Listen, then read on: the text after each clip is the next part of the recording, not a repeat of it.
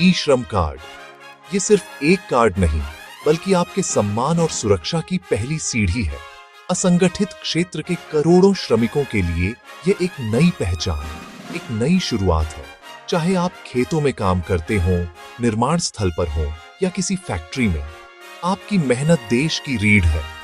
आपकी मेहनत अनमोल है और अब सरकार चाहती है कि आपकी इस मेहनत को एक पहचान, सुरक्षा और सम्मान मिले। सरकार का उद्देश्य है कि देश के हर श्रमिक को उसकी मेहनत का पूरा हक और सरकारी योजनाओं का लाभ मिले। ई श्रम कार्ड के जरिए आपको न सिर्फ एक पहचान मिलती है, बल्कि आपके अधिकार भी सुरक्षित होते हैं। इसी सोच के साथ भारत सरकार ने ई श्रम कार्ड की शुरुआत की है, ताकि हर श्रमिक को सामाजिक सुरक्षा मिले और वह देश की तरक्की में गर्व से भागीदार बन सके। यह कार्ड सिर्फ एक पहचान पत्र नहीं है, बल्कि आपके और आपके परिवार के भविष्य की सुरक्षा की गारंटी है। इसके माध्यम से आप सीधे सरकारी योजनाओं, बीमा, पेंशन और अन्य लाभों से जुड़ सकते हैं। यह आपके अधिकारों की रक्षा करता है और आपको हर मुश्किल घड़ी में सहारा देता है। तो आइए जानते हैं कि ई श्रम कार्ड आपके लिए क्यों जरूरी है और यह कैसे आपके जीवन को बेहतर बना सकता है।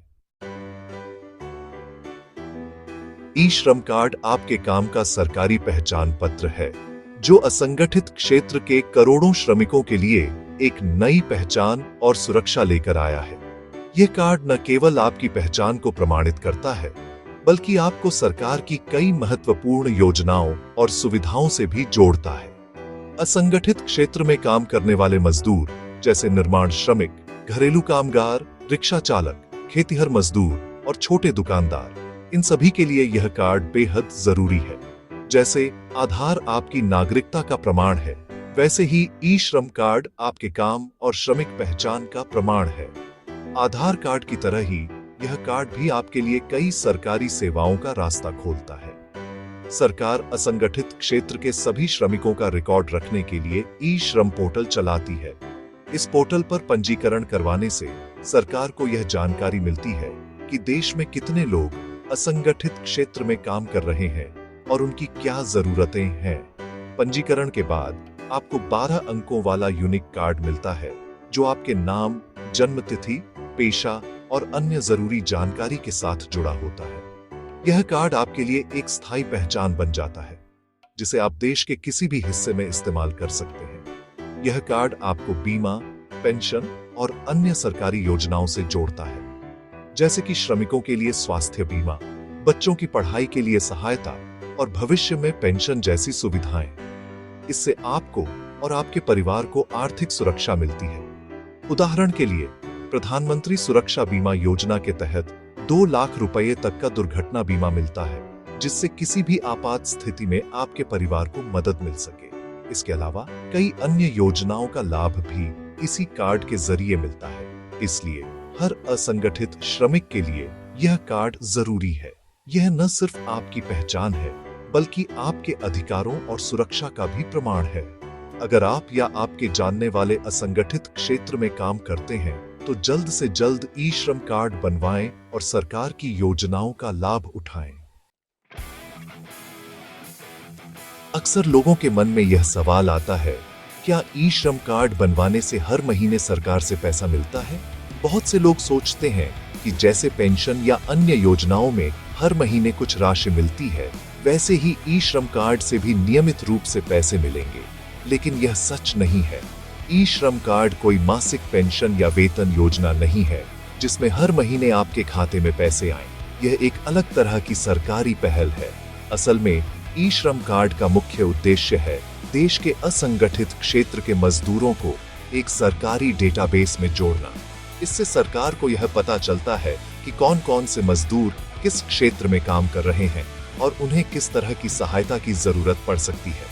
जब कोई बड़ी आपदा आती है, जैसे महामारी, बाढ़ या अन्य संकट, तब सरकार आपके खाते में सीधे आर्थिक सहायता भेज सकती है। यह सहायता सभी को हर समय नहीं मिलती, बल्कि यह विशेष परिस्थितियों, आपातकालीन हालात या सरकार द्वारा घोषित योजनाओं के अनुसार दी जाती है। उदाहरण के लिए, कोविड-19 महामारी के दौरान कई मजदूरों को सरकार ने सीधे उनके बैंक खाते में सहायता राशि भेजी थी।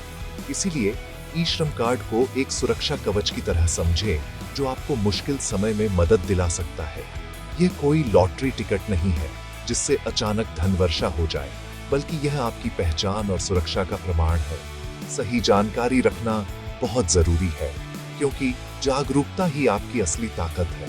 जितना अधिक आप जानेंगे, उतना ही बेहतर आप अपने अधिकारों और सरकारी योजनाओं का लाभ उठा पाएंगे। ई श्रम कार्ड के लिए 3 चीजें जरूरी हैं: आधार कार्ड, बैंक खाता और मोबाइल नंबर, और ये तीनों आपस में लिंक होने चाहिए। आधार से पहचान, बैंक खाते से डायरेक्ट पैसा और मोबाइल नंबर से ओटीपी सरकारी सूचना मिलती है। इन तीनों को अपडेट और लिंक रखना आपकी जिम्मेदारी है। ई श्रम कार्ड बनवाने के बाद अपनी जानकारी जैसे मोबाइल नंबर, पता, बैंक खाता हमेशा अपडेट रखें, ताकि सरकार की मदद सही समय पर आप तक पहुंचे। अफवाहों से बचें। किसी भी योजना की जानकारी सिर्फ सरकारी वेबसाइट या नजदीकी सीएससी केंद्र से ही लें। ई श्रम कार्ड मुफ्त है, किसी को पैसे न दें। ई श्रम कार्ड आपके भविष्य को सुरक्षित करता है। पेंशन, छात्रवृत्ति, लोन जैसी योजनाओं का लाभ सबसे पहले उन्हीं को मिलेगा जिनका नाम डेटाबेस में है। पंजीकरण आसान और मुफ्त है। आधार, बैंक पासबुक और मोबाइल नंबर लेकर नजदीकी सीएससी जाएं या खुद पोर्टल पर रजिस्टर करें। सही जानकारी और दस्तावेज ही आपके अधिकारों की गारंटी है। जागरूक रहें, जानकारी अपडेट रखें और अपने हक का लाभ उठाएं।